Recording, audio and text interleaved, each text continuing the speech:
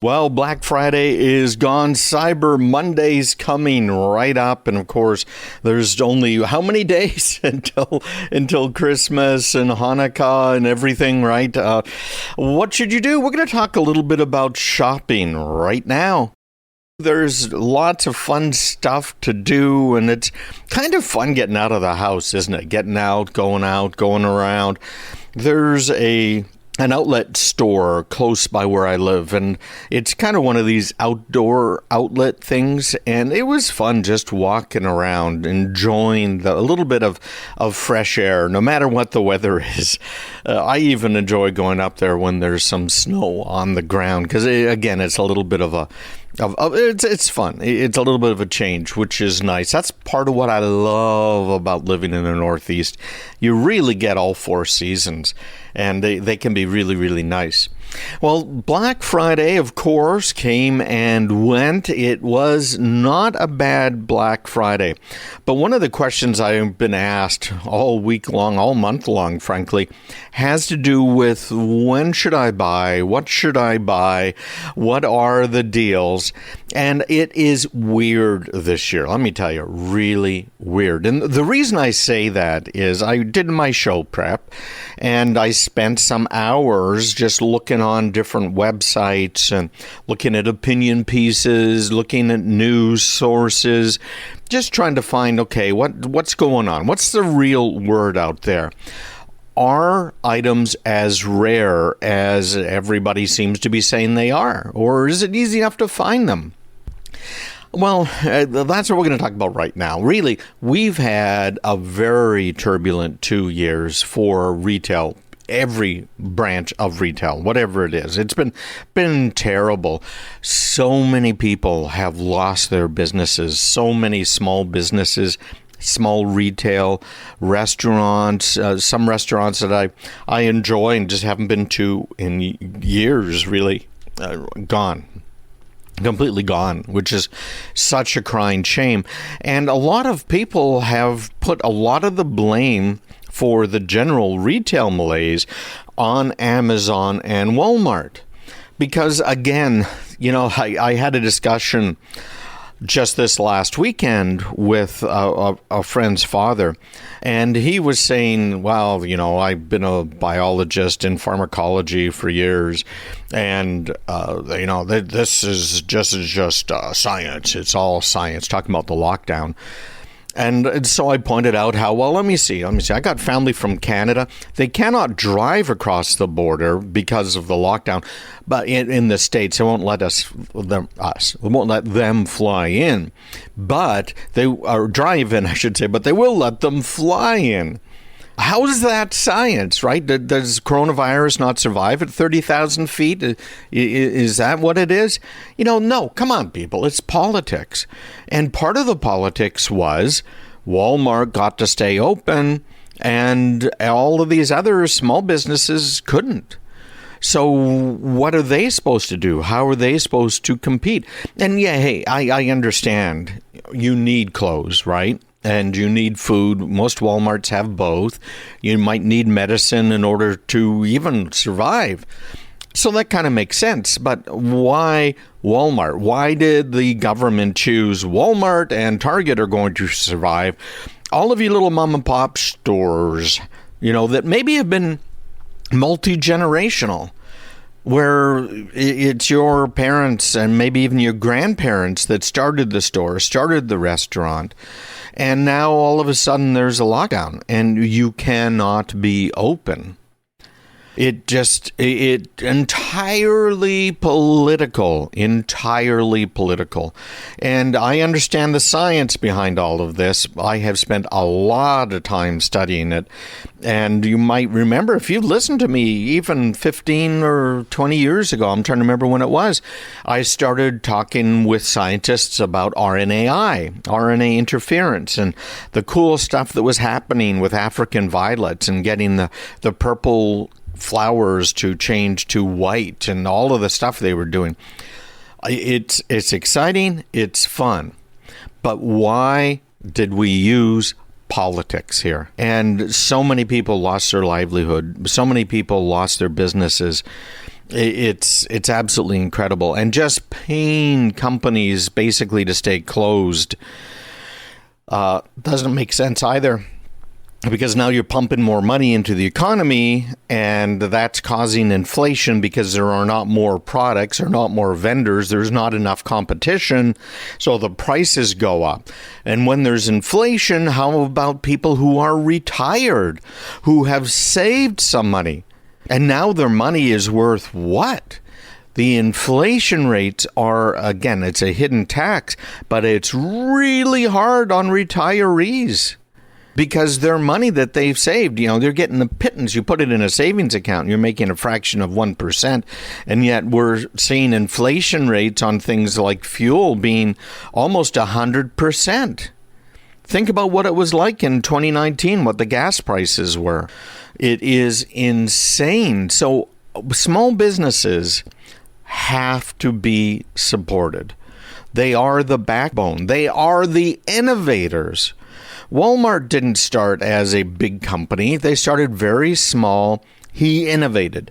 His claim to fame, good old Sam Walton, was let's go ahead and have the best prices and anywhere, right? And so they got the best prices by beating up their suppliers, etc. But it all worked.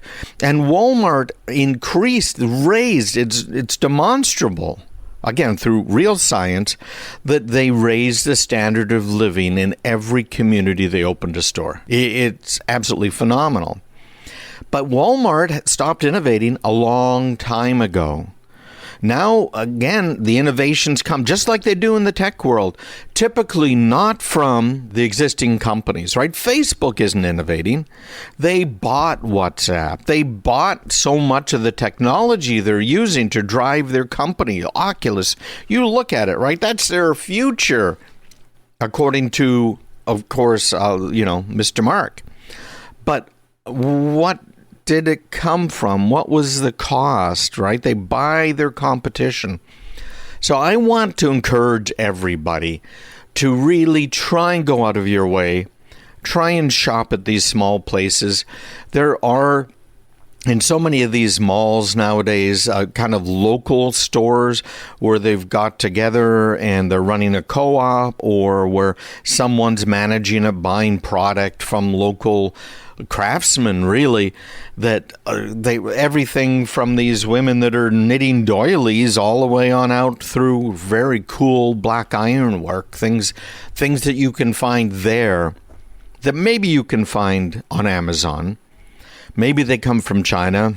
Maybe they're locally sourced, not very likely.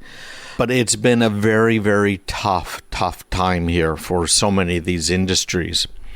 One of the things that I did talk about this week on one of my radio appearances is this TikTok live shopping. If you haven't heard of TikTok, TikTok is this short form video site. And it kind of started by people saying, okay, well, with this song, use that song to make a funny little 30-second video. And 20-second. And that's what people did. And it was really quite cool to see. There's some innovative people out there. TikTok has a lot of iShare nowadays, way more popular amongst the younger people than Facebook is. Facebook has kind of become something for the older people. But what TikTok is now doing is providing live shopping. And this is an innovation that really started in China, which of course is where TikTok is located. But in 2020, there was a survey done that found that 2/3 of Chinese consumers said that they bought products via live stream in the past year. So what's live stream? I want you to think about QVC, online or television shopping. Those channels, those infomercials that come on at night, but particularly the channels that are constantly selling stuff. Like Mike Rowe did a little bit of that at one point in time, right? His interview was he came in and the guy who was interviewing him held up a pencil and said, okay, sell me this pencil. And so Micro went on and on for 10 minutes or more just talking about the pencil and everything related to the pencil and what a great quality it was. Although, of course, he didn't know anything about it, right? And that's part of what bothers me about some of these things, right? These people are just making stuff up. But TikTok Live now is allowing you to go ahead and make funny little things, gain an audience. Maybe they're not funny. Maybe they're just informative. Have them inserted into people's streams and then sell it right there. In fact, instant purchasing of a featured product during a live stream. And then obviously audience participation. They got chat functions, reaction buttons. This is what's coming our way. And so all of you small businesses out there, I really want to encourage you, pay attention to social media. This is the sort of thing that you can do. You can target your local area, which is where most small businesses operate, right? It's in your town. It's maybe a 10, 20-mile radius, depending on what you're doing, what you're selling. And you can micro-target nowadays. That's the joy. That's the beauty of the online world. Micro-targeting. Hey, and if you're interested, let me know. We can talk a lot more about this because I have studied this for years now. Hey, stick around. CraigPeterson.com online. So while you're shopping online, what are some of the things you should do or look out for? I've got a few ideas. I'm going to tell you what I do, and it has worked wonders for me. So here we go. When you're shopping online, there are some obvious tips. So I'll just run through them very, very quickly because I think you guys being the best and the brightest really know these things. So just very quickly, make sure your security's up to date. Make sure that everything is patched up the way that it should be, that you have some really great anti-malware, hopefully advanced anti-malware, but apply any updates before you start doing shopping because this is a bad time of year to lose your personal information and to have your money stolen. Number 2, if you're seeing an email or you're seeing a deal that really looks too good to be true, take caution here, right? You see a place, I got 5 brand new Sony PlayStation 5s for sale. You might not want to buy those, right? Mr. Jeff Foxworthy, here is your sign. So be careful about that. Criminals are really taking advantage of consumers who, life's been tough. Money's been tight. You're trying to find a deal. So be careful about that, okay? Coupons are another way the bad guys have been trying to get consumers to compromise their own cybersecurity, okay? 12% of emails out there are considered to be spam emails. I think it's more like 80% or 90%. But then I've had the same email address for 30 years, okay? So don't click on links. Be sure you shop on the real website and apply coupons there by manually typing out the code. So, for instance, if let's say you use DuckDuckGo for your search engine, which you should be using for most cases, most searches, DuckDuckGo says, okay, let me see, where coupons? Here you go. Here's a site that has a lot of coupons. Be careful about those sites because some of them are trying to lure you in. Are the websites you're going to the real ones? Are they the legit ones? Are you clicking a link in your email in order to get to that sale site? Double check, because what they're doing is using some of these URLs that aren't quite right. And we see those all of the time. They'll have a misspelling of the business name, or they'll do something else. So they might have amazon.badguys.com. And you go, oh, okay, Amazon. I say, okay, it's Amazon. Obviously, they wouldn't say bad guys. But yeah, that's kind of what they're doing. So be careful. So once you're on a website, look for that little padlock that's to the side, click on it, and double check to make sure that it is legit, because they might have what's called a secure server. They might have a certificate that's valid for the site that you just went to, but it's not the certificate for Amazon or Walmart or Target or, whatever, joesclothing.com. It might be something entirely different, so be careful, okay? Is what you're looking at an ad? Because there are a lot of fake advertisements out there that look like they got great deals, and even though Black Friday has come and gone, they're going to continue to do this through the end of the year and beyond, okay? So rather than clicking on the ad, just type in the retailer's information, because some of these ads that are showing up are, in fact, almost every last one of them is coming from what's called an ad network. So that ad network is where people go and buy ads, and they say, hey, I want to retarget people that were at this site or clicked on this link, etc., etc. And now, if you are a bad guy, all you have to do is sneak into one of those big ad networks, and all of a sudden your bad guy ads are showing up everywhere. So you see a great ad for a Chromebook, for instance. We've talked about those before. You can just go ahead, okay, Chromebook, no problem. Wow, yeah. Type it in. If the ad's for a Chromebook from Walmart, just type in walmart.com. Okay, avoid clicking on ads. Isn't it terrible how bad it's gotten? Man, I liked the internet better back in the 1980s and 90s. How should you pay? We're going to talk about that in a minute. Public Wi-Fi is a potential problem.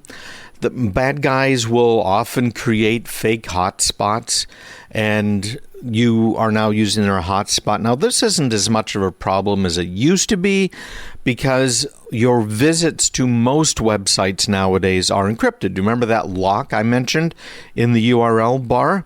Well, that means it is using SSL or TLS, which is a secure communications protocol. So if you're seeing that, you know that you basically have a VPN. You don't have to buy a VPN service. You don't have to use a VPN service.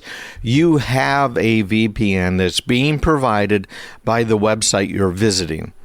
And that's really what that lock means. So the public Wi-Fi is less of an issue for the monitoring what you're doing. Although, yeah, they can still do some monitoring. They might play with DNS and things. But they can also scan you, which is the biggest problem from my perspective about using public Wi-Fi. And never share your personal data if you can avoid it. One of the things we're going to be covering in the upcoming boot camps and workshops is using fake or alternate email addresses. I do it all of the time. That's why I have 3,000, yes, you heard it right, different logins right now in use, active use on my in my password manager, at least over the last decade. So I've accumulated a lot of them. So I use a different email address pretty much all of the time. And I'll explain how to do that in the boot camps and workshops that are coming up. So keep an eye out on my weekly emails. Again, craigpeterson.com/subscribe. So you can find out about them. You know, the free ones. I really want to give you guys all of the basics, right? So that's what I'm going to be doing. Anyways, how should I pay? This is maybe the even bigger side of things.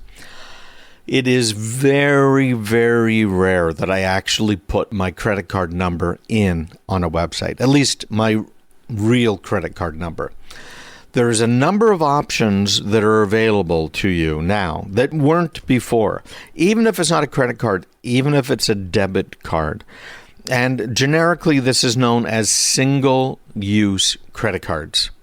So we've got a few here. I use typically Capital One's Eno, E-N-O.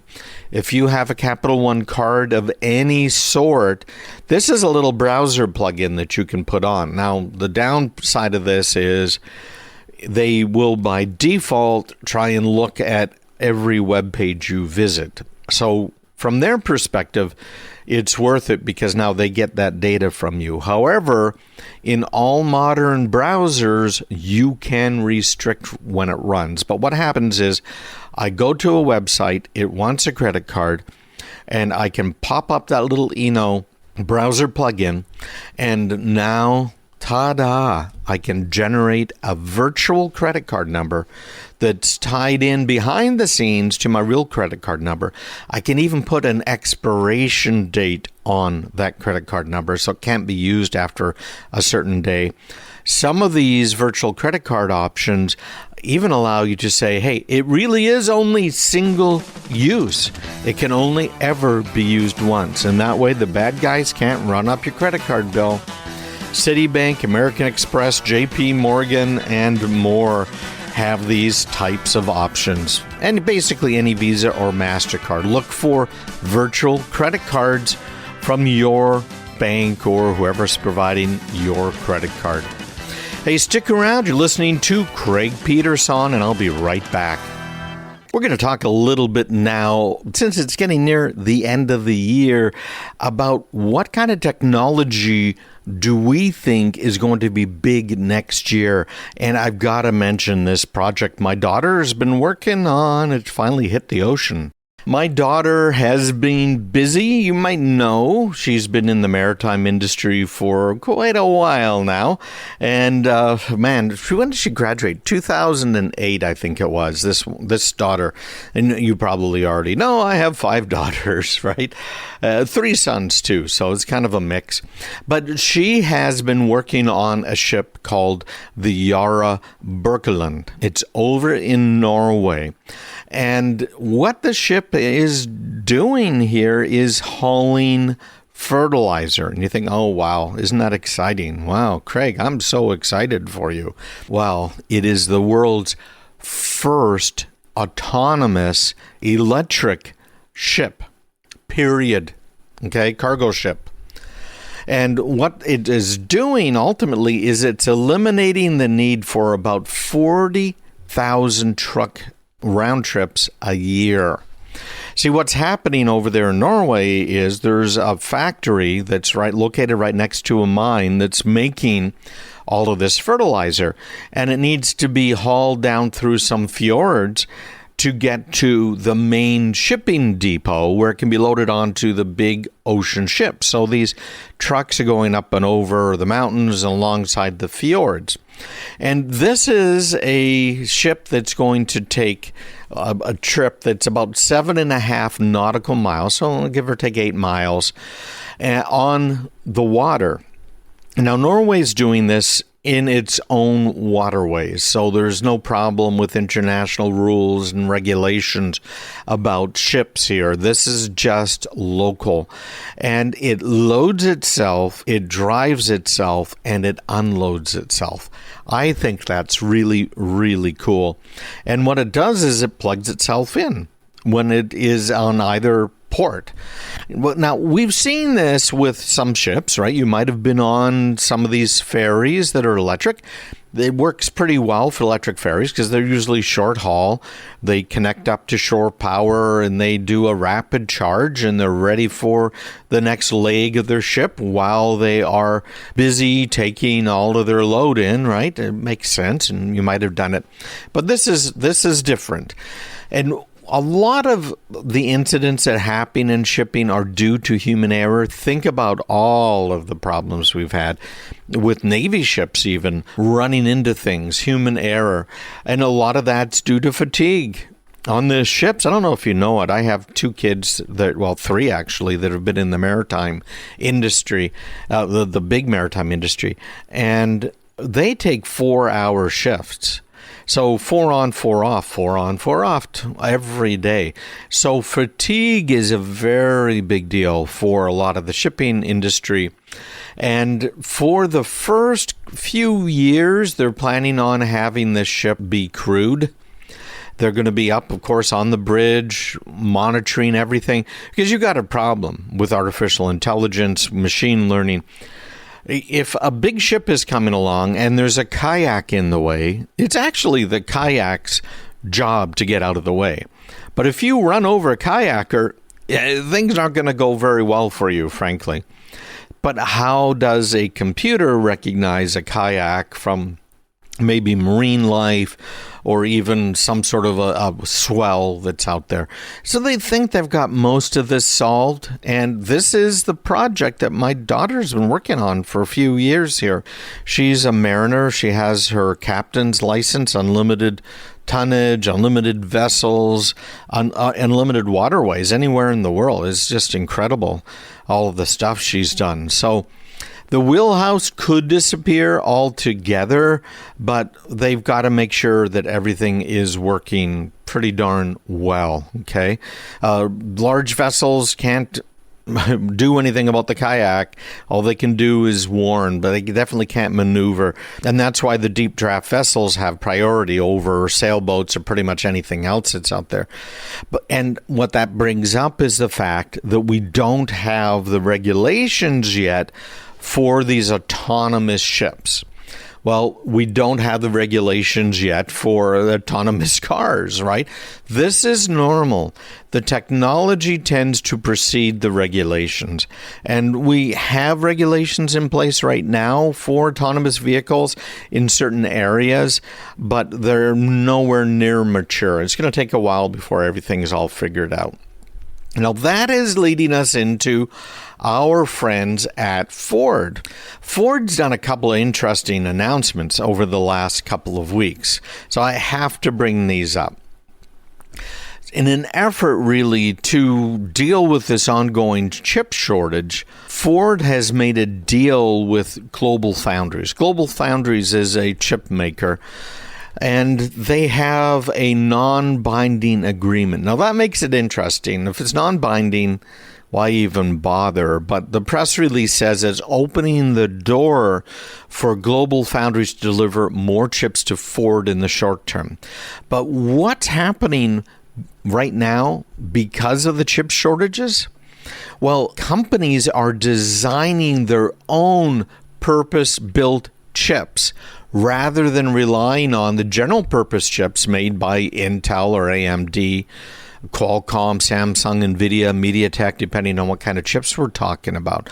This is fascinating because it is hurting Intel, no question about it, and AMD. So what has Intel done? Intel is moving its stance to being more of a contracted chip manufacturer. So you can go to Intel and say, here's my chip design. Go ahead and make that for us, would you? And off they'll go and they will manufacture it. And they will probably even help you with some of the design things. Fascinating. Now, the other thing that's been happening for a while is if you look at Apple, for instance, they have been using their own chips in their iPhones and iPads. Now they also are using their own chips in the laptops and various desktop computers. So Apple is the highest profile example I can think of offhand that have replaced Intel's chips. That's absolutely amazing. Google has also created its own chip for the latest Pixel phone. So if you buy the latest flagship Pixel, which I would not do because this is the first time they're really using their own chip, but they've got their own chip now in there. Amazon has been deploying its own chips in its internal servers to improve performance, as well as to make it better for the Alexa voice assistant. You see how long tail, that's a marketing term, but really how special purpose designed, purpose built chips are getting. So it's huge. Intel's changing course. They've never been a great chip designer, if you ask me. And if you know my history, you know I've been down at the chip level. I was down there for many years in the kernel of operating systems and dealing directly with all of the different chips. You know, when you're thinking about drivers and the low end in the operating system, that's what I did for a lot of years. So I'm glad to see this happen. It's going to be better for you because the devices can be cheaper because they don't use a general purpose chip. The chip is built and designed for what it's being used for. So good news there for Ford, because Ford is going to be kind of doing the same sort of thing, I bet. Mark my words. Okay.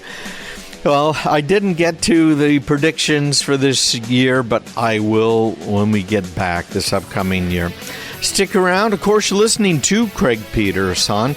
You can get all kinds of information. In fact, if you sign up for my email list, which is not a heavy marketing list, believe me, you'll get a bunch of different special reports, the ones I think are going to help you out the most. CraigPeterson.com.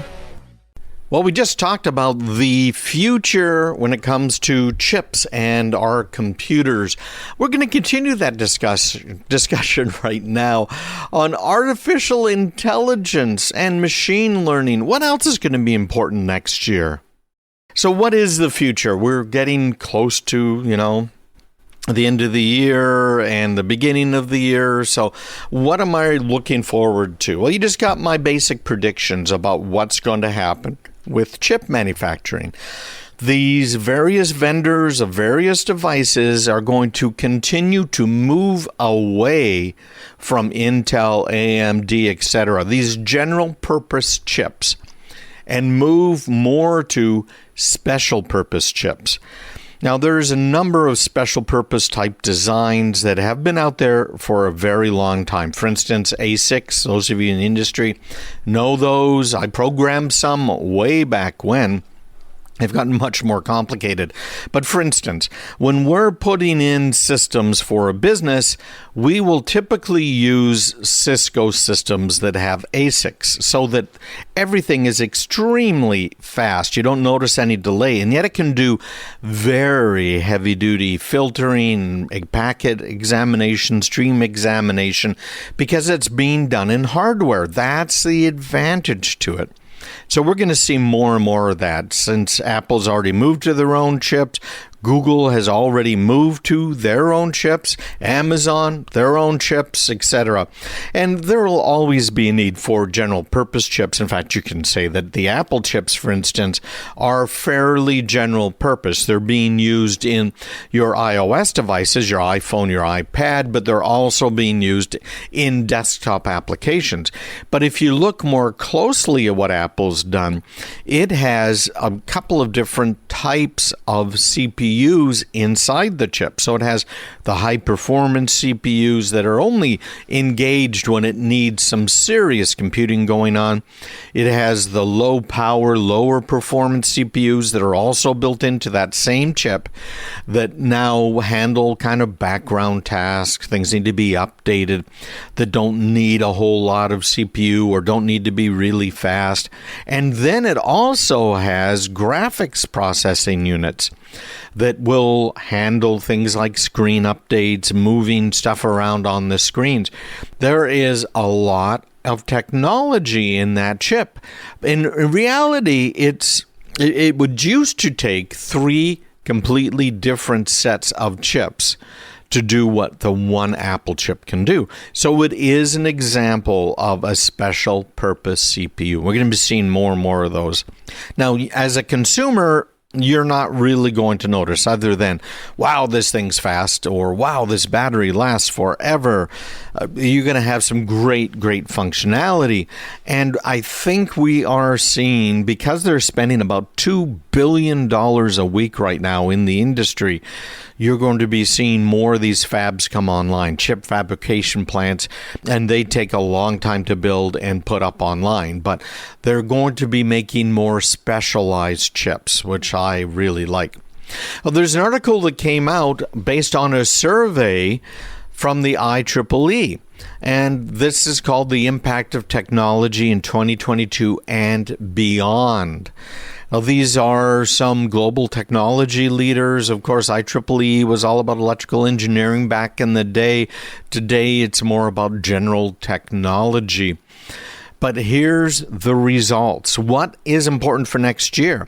Now, remember, I don't give investment advice, so don't look at this as things you should be putting your money into. This is just stuff that is good to know and probably should be considered, but this is not, again, investment advice. So which technologies will be the most important in 2022? Well, according to this kind of little brain trust, if you will, amongst the respondents, more than 1 in 5 say that AI and machine learning are going to be very important. What's the difference between artificial intelligence and machine learning? The lines are blurred nowadays. They used to be a lot more clear. Machine learning used to be the machine, the computer learns. Let's say it's working on a factory floor, and it has to do some welding on a joint, and it has sensors, and it learns, oh, okay, well, this part, when it comes into me, may be here, but it might be there, and it might be here, so I got to kind of move around a little bit. That's basic machine learning. Artificial intelligence, which I think is a superset of machine learning, but other people argue the other way, but, they don't know what they're talking about. Artificial intelligence is where it doesn't even have to be taught how to learn. It just figures things out. So it's not, when it's built, taught to learn where that piece that it needs to weld is likely going to be and how to find it. It just knows, okay, well, I'm supposed to weld, so how do I do that?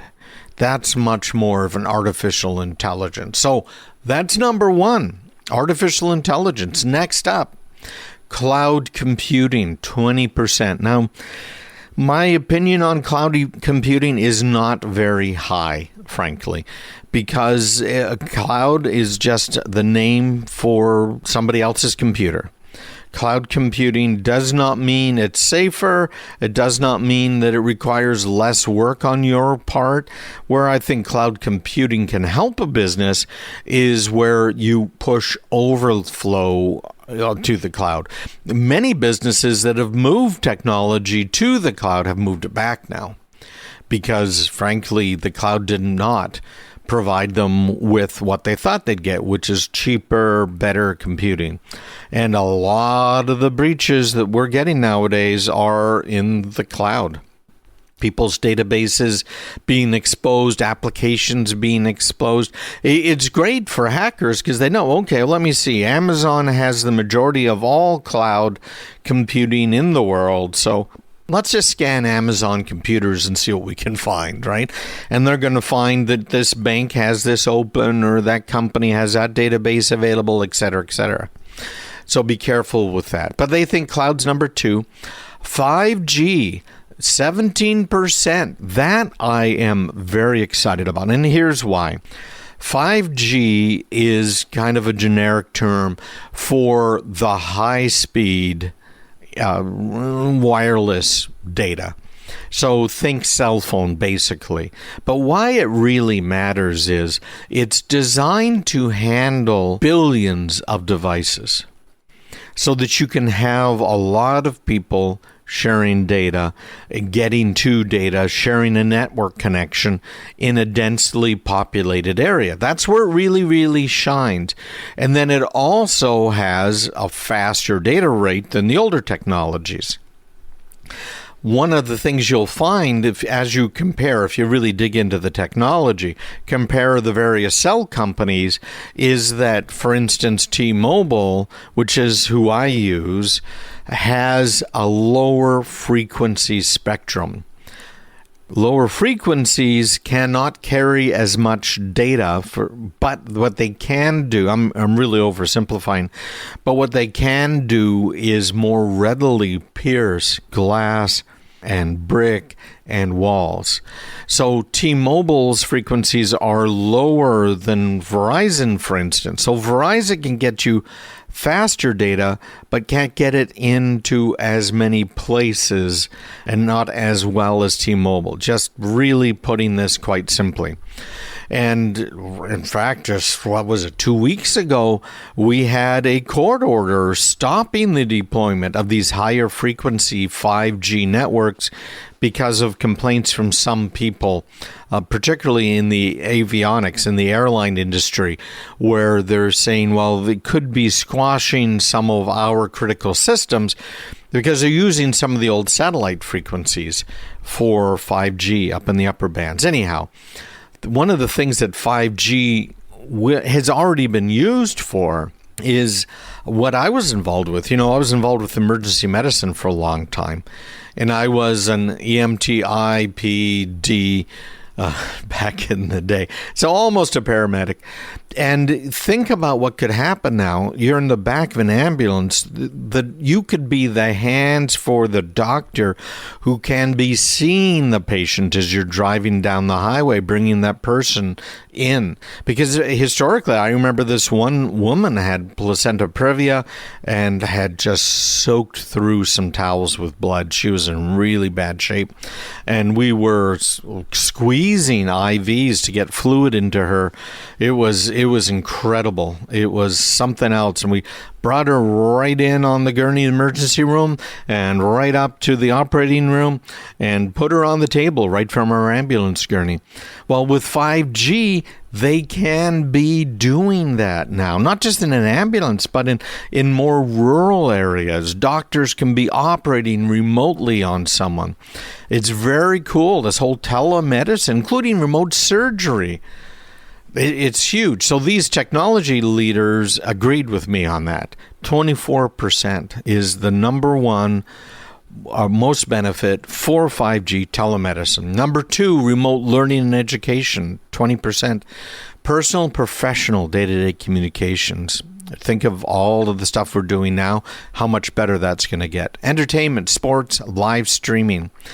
Manufacturing and assembly, transportation and traffic control, now we're down to 7%. And by the way, that's where the cars are talking to each other. If you have 5G, you don't need a mesh because you can use 5G. Carbon footprint reduction and energy efficiency, that's 5%. And 2% farming and agriculture. Our farming equipment's already using GPS in order to plow fields, plant fields, harvest fields. It's amazing. So there you go. Those are the top pieces of technology that are predicted to influence us next year. I think it's absolutely correct. And I've got to give you a bit of good news here again.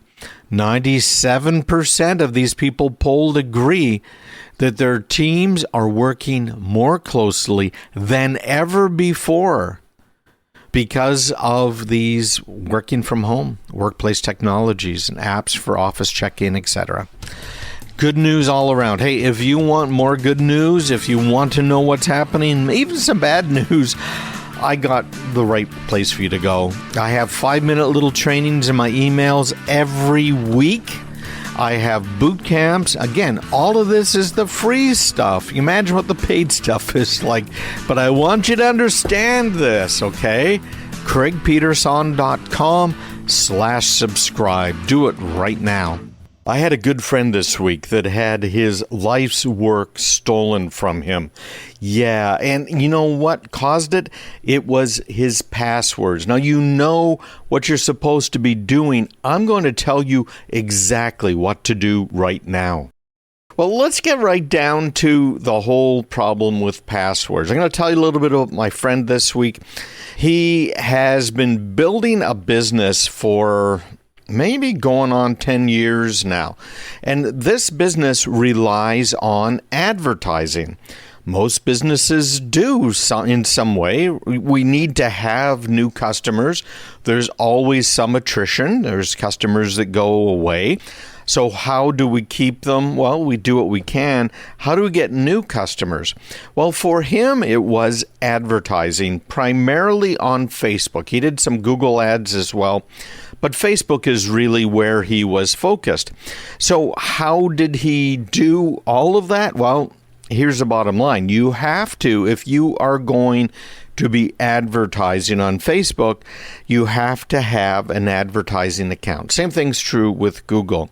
And then on that account, you tie in either your bank account or your credit card. I recommend a credit card so that those transactions can be backed out.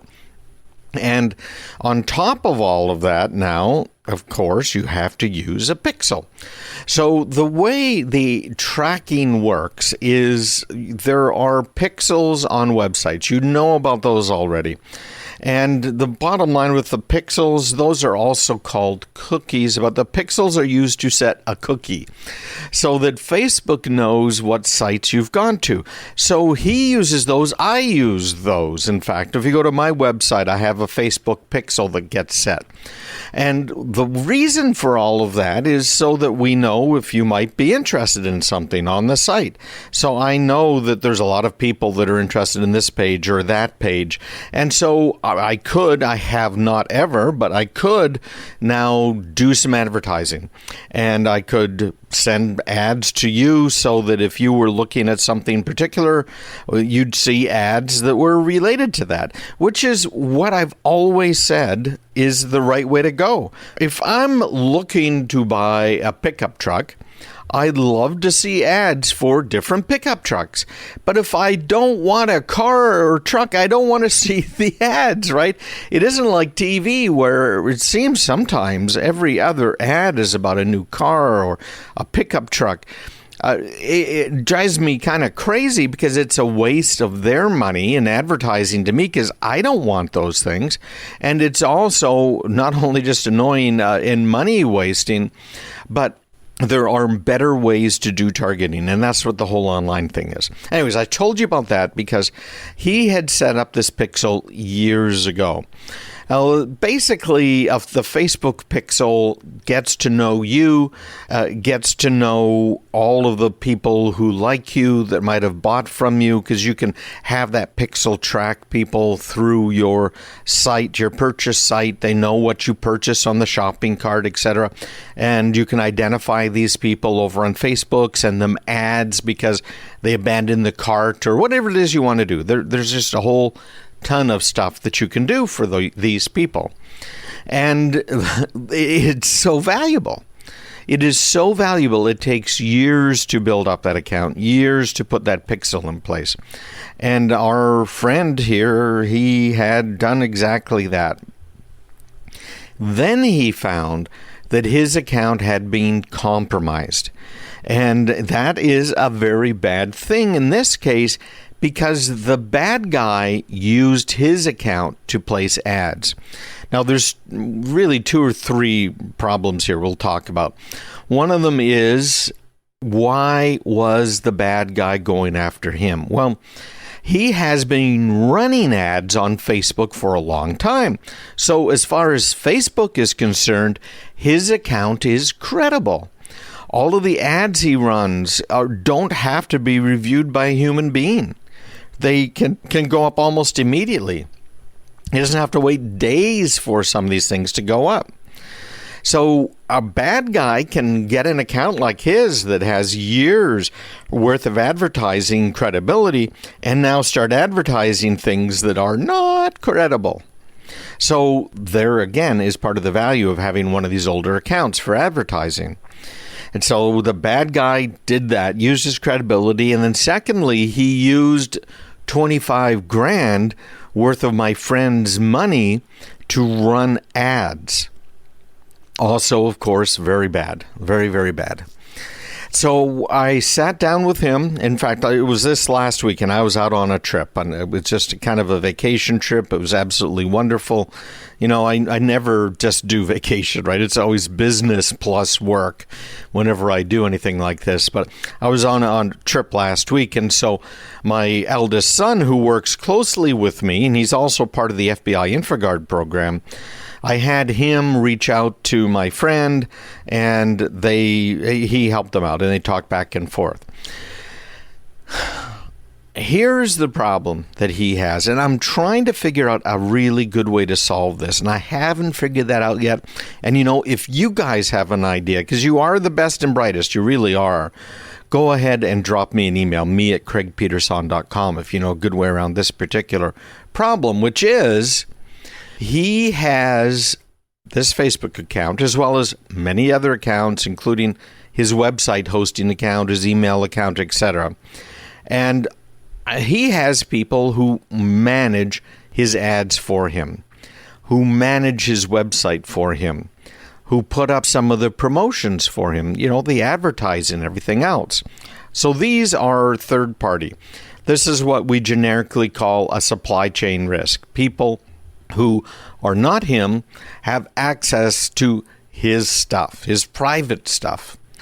And how does he do it, or how did he do it, is he went ahead and gave them access by giving them accounts or passwords.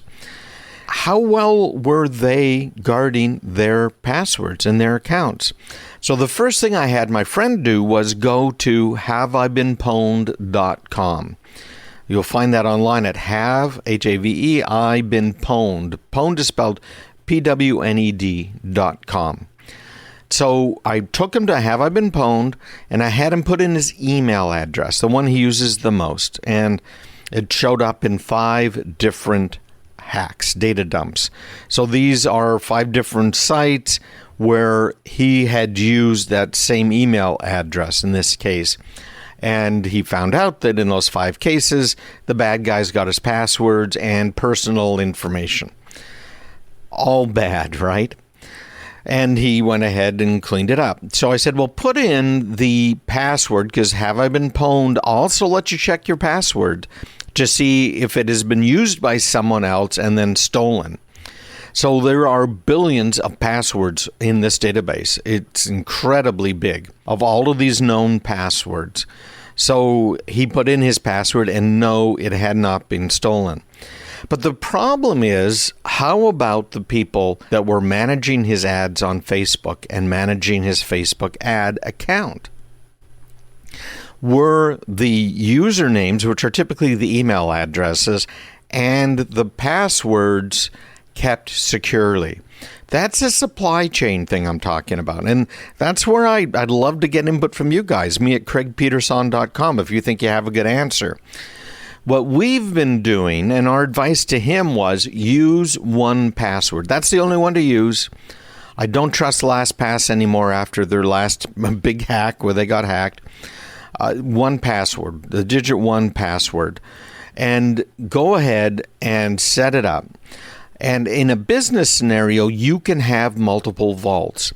So have a vault that's just for people that are dealing with your Facebook ad account. Maybe have another vault for people who are posting for you on Facebook.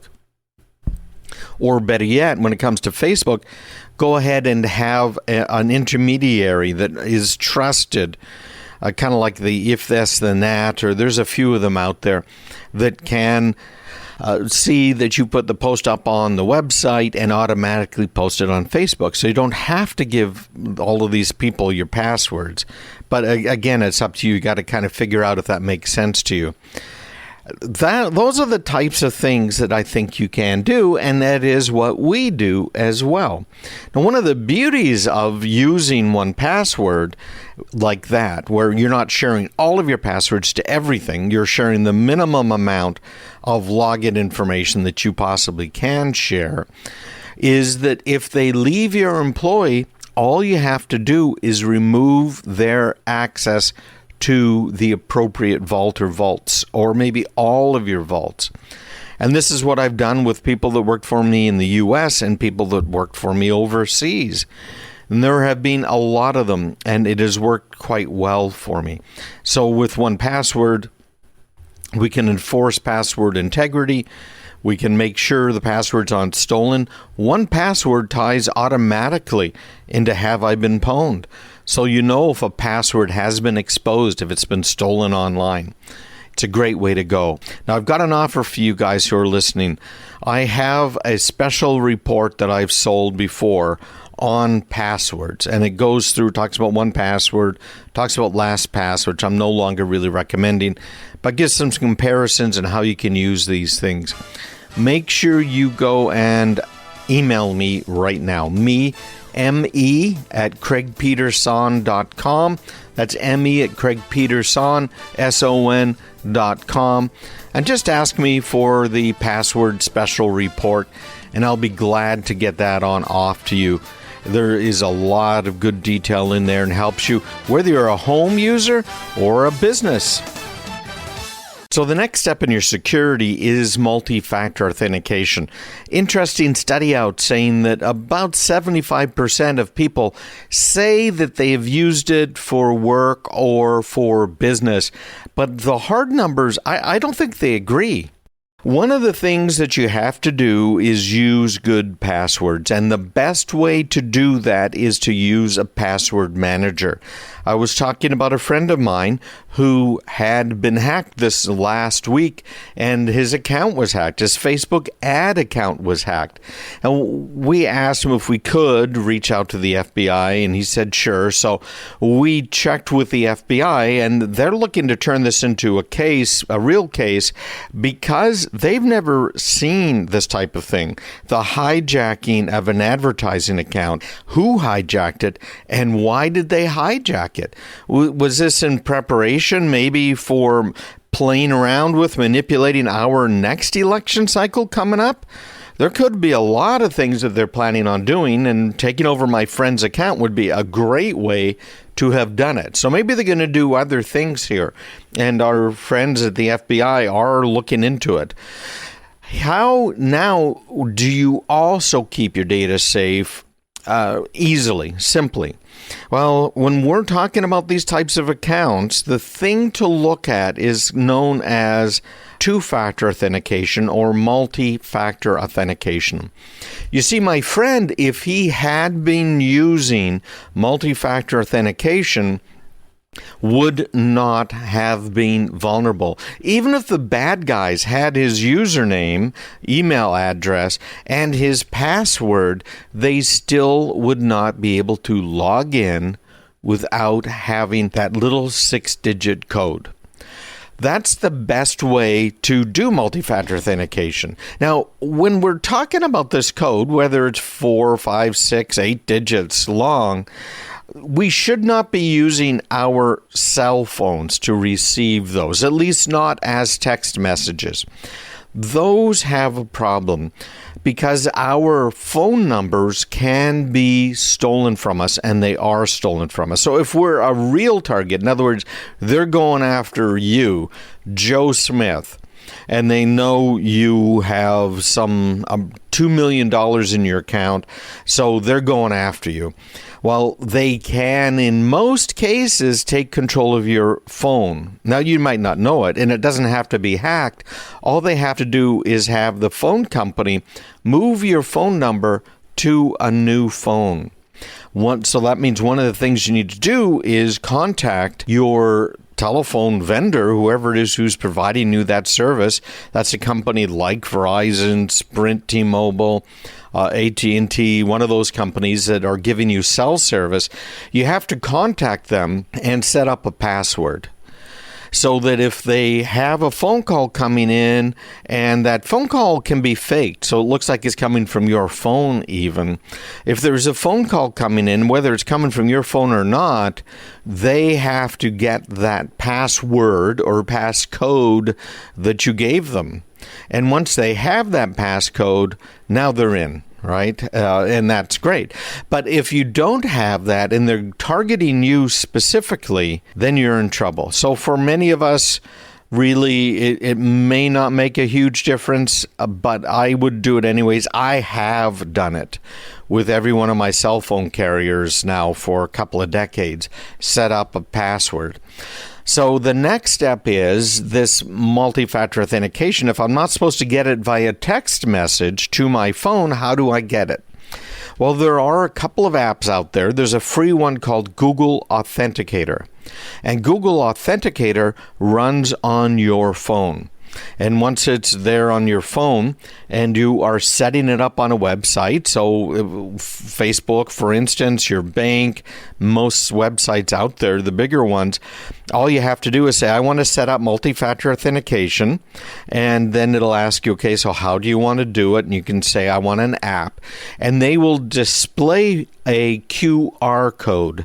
That's one of those square codes with a bunch of little lines inside of it. You've seen QR codes before. They become very common. And you take your phone with the Google Authenticator app, take a picture of that little QR code on the screen, and now it will start syncing up so that every 30 seconds, Google Authenticator on your phone will change that number. So when you need to log back into that website, it's going to ask you for the code. You just pull up Google Authenticator, and there's the code. So that's the free way to do it, and not necessarily the easiest way to do it. Again, going back to 1Password. I use this thing exclusively. It is phenomenal for keeping my passwords, keeping them all straight in an encrypted vault, actually in multiple encrypted vaults, so that I can share some of them. Some of them are just strictly private. But it also has that same authenticator functionality built right into it. Microsoft has its own authenticator, but you can tell Microsoft that you want to use the standard authenticator. Of course, Microsoft has to do everything differently, right? But you can tell it, and I do tell it, I want to use a regular authenticator app, not Microsoft Authenticator. By the way, that's what I advise you to do. Don't use the Microsoft Authenticator. Just use one authenticator for all of the sites. And then Microsoft will give you that same QR code, and then you can take that picture and you're off and running. Next time you log in, it asks you for the code, and instead of texting it to you, to your phone, smart or otherwise, it will now require you to open up your authenticator. So for me, for instance, when I'm logging into a website, it comes up and asks for the username, asks for the password. Both of those are filled out automatically by 1Password for me. And then it asks for that code, authentication code, and 1Password automatically puts it into my paste buffer, copy-paste buffer, and I just paste it in, and they've got the code. So I don't have to remember the codes. I don't have to remember passwords. I don't have to remember usernames or email addresses. 1Password remembers them all for me. Plus, it'll remember notes and other things. So you can tell I really like 1Password. We use it with all of our clients. That's what we have for them, and it does meet even a lot of these DoD requirements. On top of that, depending, again, how much security you need, we will use Duo, D-U-O, and it also has this authenticator functionality, and we will also use YubiKeys. These are those hardware keys. The Duo can provide you with hardware tokens. Those are those little tokens that can go onto your key ring that show a changing 6-digit number every 30 seconds. And that's the same number that would be there in your smartphone app, your 1Password or Google Authenticator smartphone app. Hopefully I didn't confuse you too much. I think most of the reason we're not using the security we should is because we're not sure how to, and we don't know what we're going to break. And I can see that being a big problem. So if you have questions about any of this, if you would like a copy of my password security special report, just send an email to me, me@craigpeterson.com. That's me, M-E, at craigpeterson.com. That's S-O-N.com. I'll be glad to send it to you. Also, if you sign up for my newsletter there on my website at craigpeterson.com, you are going to get a whole little series of these special reports to help you out, get you going. And then every week I send out a little bit of training, and all of my articles for the week is usually 6 to 10 articles that I consider to be important so that you know what's going on in the cybersecurity world so you can deal with it for yourself, for your family, for your business. craigpeterson.com. Stick around, everybody. We'll be right back. Again, CraigPeterson.com. According to researchers, 32% of teen girls said that when they felt bad about their bodies, Instagram made them feel worse. And you know what? Facebook knew and knows Instagram is toxic for teen girls. There's a great article that came out in the Wall Street Journal, and I'm going to read just a little bit here from some of the quotes. First one, when I went on Instagram, all I saw were images of chiseled bodies, perfect abs, and women doing 100 burpees in 10 minutes, said Ms. Vlasova, now 18, who lives in Reston, Virginia. Amazing, isn't it? The one that I opened out with, 32% of teen girls said that when they felt bad about their bodies, Instagram made them feel worse. So that is some studies, again, that looks like, these were researchers inside Instagram. And they said this in a March 2020 slide presentation that was posted to Facebook's internal message board that was reviewed by the Wall Street Journal. Quote, comparisons on Instagram can change how young women view and describe themselves. Apparently, for the past 3 years, Facebook's been conducting studies into how Instagram is affecting its millions of young users. Now, for those of you who don't know what Instagram is, it allows these users to create little stories, to have pictures, videos of things that they're doing, and it's a lifestyle type thing. You might have heard, of course, about this I don't know what it is, kidnapping, murder plot, this young couple, and the body, I think, was found up in Wyoming. I'm trying to remember, but of her, and it's, there it is. It was in Wyoming. I'm looking up right now. Gabby Petito, that's who it is. She was what they called a micro-influencer. And I know a lot of people who that's what they want to be. There's a young lady that stayed with us for a few months. She had no other place to live. And so we invited her in here. And we got some interesting stories to tell about that experience. And it's a little sad. But anyhow, she got back up on her feet. And then she decided she was going to become an influencer. And what an influencer is someone that has a lot of followers. And, of course, a lot means different numbers. You get these massive influencers that have tens of millions of people that, quote, follow, unquote, them. And, of course, just think of the Kardashians. Well, they're famous for being famous, nothing else, right? They have subsequently done some pretty amazing things. At least a few of them have. We got one of those daughters who now was the earliest billionaire, I think it was, ever, youngest. So they have accomplished some amazing things after the fact, but they got started by just becoming famous by posting on these social media sites.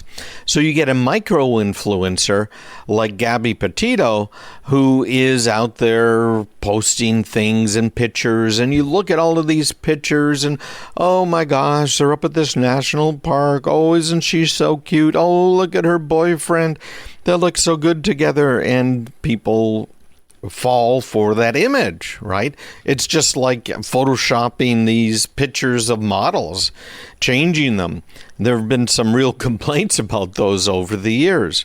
So Instagram sets these kids up with these pictures of people that are just totally unrealistic. One of the slides from a 2019 presentation says, quote, we make body image issues worse for 1 in 3 teenage girls. Teens blame Instagram for increases in the rate of anxiety and depression, said another slide. This reaction was unprompted and consistent across all groups. Among teens, this is according to the Wall Street Journal, who reported suicidal thoughts, 13% of British users and 6% of American users trace the desire to kill themselves to Instagram. Again, according to one of these presentations. Isn't this just absolutely amazing? And you might have heard it discussed a little bit. I saw some articles about it, obviously in the news. Wall Street Journal had it. But this is a $100 billion company, Instagram. That's what their annual revenues are. More than 40% of Instagram users are 22 years old and younger. And about 22 million teens log into Instagram in the U.S. each day, compared with 5 million that log into Facebook. The younger users have been declining in their use of Facebook. It's getting, the population there is getting older and older on Facebook. In average, teens in the U.S. spend 50% more time on Instagram than they do on Facebook. And also TikTok, by the way. TikTok has now surpassed YouTube in some of these metrics. Quote, Instagram is well positioned to resonate and win with young people, said a researcher's slide posted internally inside Facebook. Another post said, there is a path to growth if Instagram can continue their trajectory. Isn't it amazing? So Facebook's public face has really tried to downplay all of these negative effects that the Instagram app has on teens, particularly girls, and hasn't made its research public or available to academics or lawmakers who have asked for it. Quote, the research that we've seen is that using social apps to connect with other people can have positive mental health benefits, said Mark Zuckerberg. He's the CEO, of course, of Facebook. Now, this was 2021 in March when at a congressional hearing he was asked about children and mental health. So you see how he really lawyered the words? That they can have positive mental health benefits. But Facebook's own internal research seems to show that they know it has a profound negative effect on a large percentage of their users. Instagram head Adam Mosseri told reporters in May of this year that research he had seen suggests the app's effect on teens' well-being is likely, quote, quite small. So what the Wall Street Journal seems to be pointing out here is that Facebook is not giving us the truth on any of this stuff. It's really sad. We've got to be careful. Now, apparently Mr. Mosseri also said that he's been pushing very hard for Facebook to really take their responsibilities more broadly. He says they're proud of this research. I'm just kind of summarizing this before we run out of time here, but it shows the documents, internal documents of Facebook show that they are having a major impact on teen mental health, political discourse, and even human trafficking. This internal research offers an unparalleled picture, according to the Wall Street Journal, of how Facebook is acutely aware that the products and systems central to its business success routinely fail. Great article. I've got it in this week's newsletter. You can just open it up and click through on the link to the Wall Street Journal. They have a paywall, and I kind of hate to use paywalled articles, but this one's well worth it, and they do give you some free articles every month. So if you're not on that newsletter, you can sign up right now. CraigPeterson.com. You'll get the next one. If you miss a link today, if you want some, the special report on passwords, etc., just email me directly. Give me a few days to respond. But me, M-E at CraigPeterson.com. That's me, M-E at CraigPeterson.com. We've all worked from home from time to time, at least if we're somehow in the information IT industry. I want to talk right now about why you need a personal laptop, even if the business is providing you with a laptop. Laptops are something that was designed to be personal, but many of us are using them as our main computer. I know I often am using my laptop, a couple of my kids and my wife. It's really their main computer, even though they all have other computers that they could potentially be using. Laptops are just handy, and you have them with you. You can take them with you.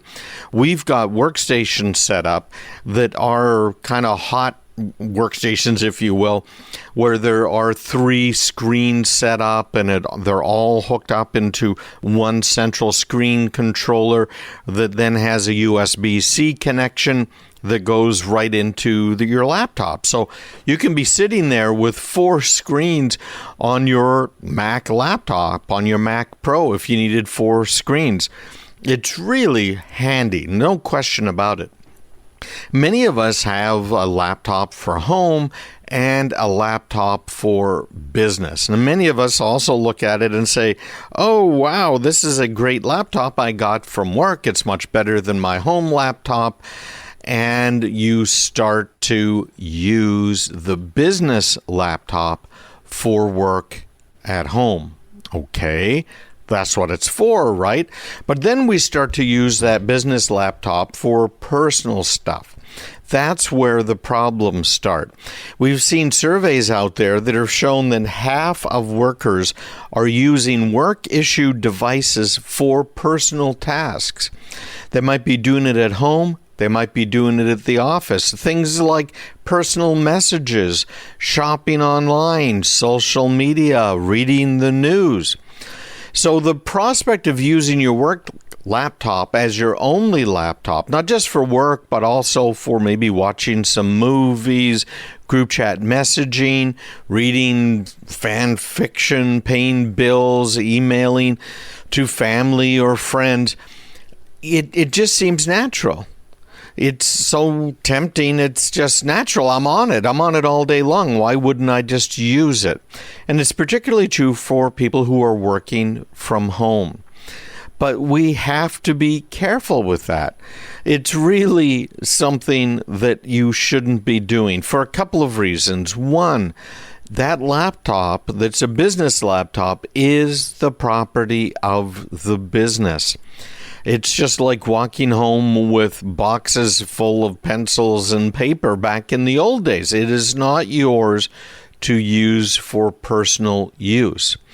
We also have to assume, since it is the company's laptop, that hopefully it's being secured.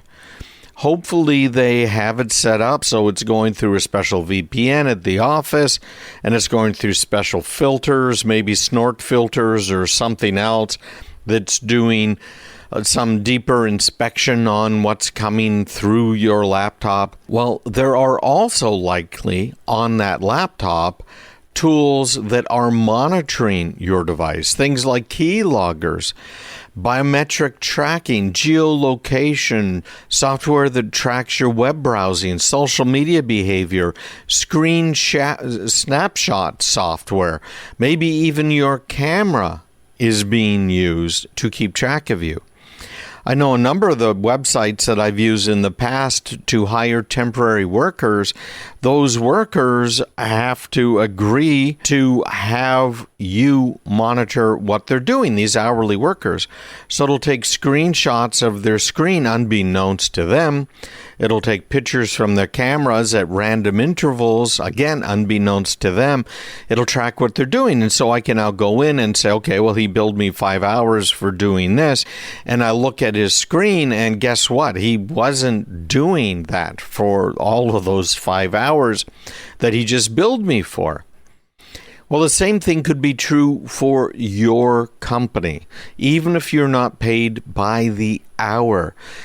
Right now, we're looking at stats that show over half of the businesses that are providing laptops for employees to use, more than half of them are using monitoring software.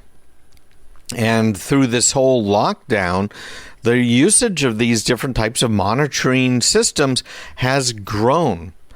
Now, there's some of the programs you're using, you might be VPNing in, you might be using Slack or G Suite Enterprise. all good little pieces of software.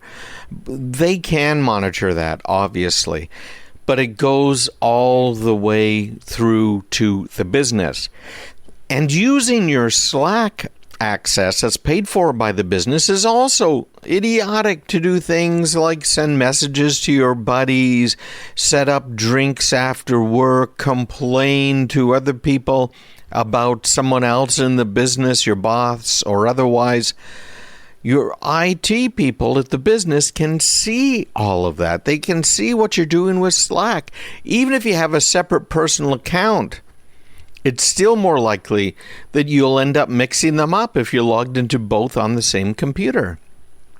So the bottom line is, if you're on a work computer, whether it's a laptop or something else, you can reasonably assume that IT can see everything that's on it.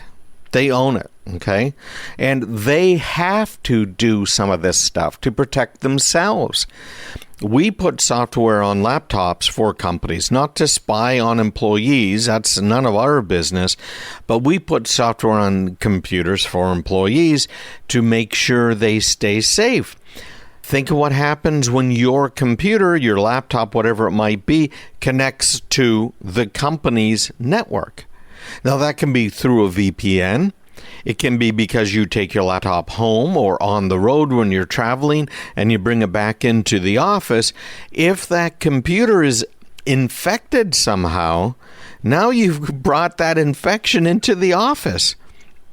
And that's how a lot of the malware works. It goes from computer to computer. So once they get in that front door, whether it's through a website, an email that you clicked on, or in a computer that you're bringing into the office, they can start to move around. Now, it's not just your activity, and this is an interesting article from The Verge by Monica Chin. It's not just your activity that they can see on your laptop, but in many cases, they're also able to look at anything you're downloading, any of your photographs or videos that you might have synced up from your smartphone. Loading these types of things, your text messages on your work device, for safekeeping or just because it's your primary device might seem harmless, right? Because you're just going to remove them before you hand it in. But some companies, such as Apple, won't allow you to wipe your device before handing it in, regardless of how personal the contents are. And that makes sense too, because many times an employee leaves and they don't give the company all of the information that they have, that they're obliged to give back to their employer, things that they've been working on, customer information, etc. So, man alive, there are plenty of other devices out there. Hopefully, if you leave your company with plenty of notice, moving a bunch of things off your work device in the last few days might raise some eyebrows at the company. And I'm saying hopefully because they should notice that sort of thing, because it could be malicious activity. It could be an insider risk that maybe they're not even aware of. There's so much you could go wrong here. So, bottom line, don't use the work laptop for home. So what should you use? You know, my personal recommendation almost always is get a Mac. They are safer to use. The patches that they get are usually not destructive. You know, sometimes you can install a patch for Windows and now your machine just won't work anymore, right? You've had that happen. I know every last one of us out there that have tried to install Microsoft patches for a while have had that happen to them, where all of a sudden the patch has completely messed up your computer and you are so out of luck, it's ridiculous, right? So hopefully don't do that. But I like the Macs because they are basically safer than Windows, and also because the patches just work on them. Apple tends to get them out in plenty of time to try and protect us. The next level, if you can't afford an Apple, and remember, Apple laptops really are not expensive when you consider how long they last and the quality of the components. They are not expensive at all. But if you can't afford that, the next thing I would look at is getting a Chromebook. There are a lot of companies that make Chromebooks. Chrome is an operating system from Google. It's similar to Android. Google keeps the Chromebooks up to date. They patch them quite regularly and make sure that there aren't nastinesses going on. You have some of the same issues that Android has. Patches might take a while to get to you because it has to go through the vendor that made the Chromebook for you. You might have a Chromebook from Samsung, for instance. It's not Google's, even though it's called a Google Chromebook.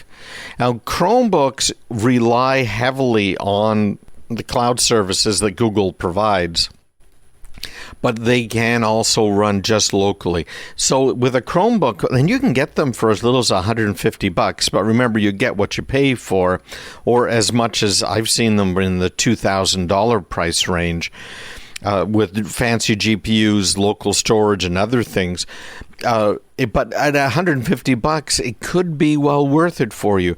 It lets you do the regular word processing. Just think of what you can do with Google Docs, spreadsheets, again, Google Docs, spreadsheets. All of those types of things are built into it. You can cruise the web, obviously, using Google Chrome on your Chromebook, and send and receive email, which is what most people do. That's really kind of all most people do at home. So consider that as well. I also like iPads. They are quite safe again, but they tend to be more expensive, and they can do pretty much everything. And now with Android support built right into Google Chromebooks, you can even run Android apps. So there you go. Keep safe. Be safe out there, right? Have a hack-free life. Make sure you get my newsletter, craigpeterson.com/subscribe. craigpeterson.com/subscribe.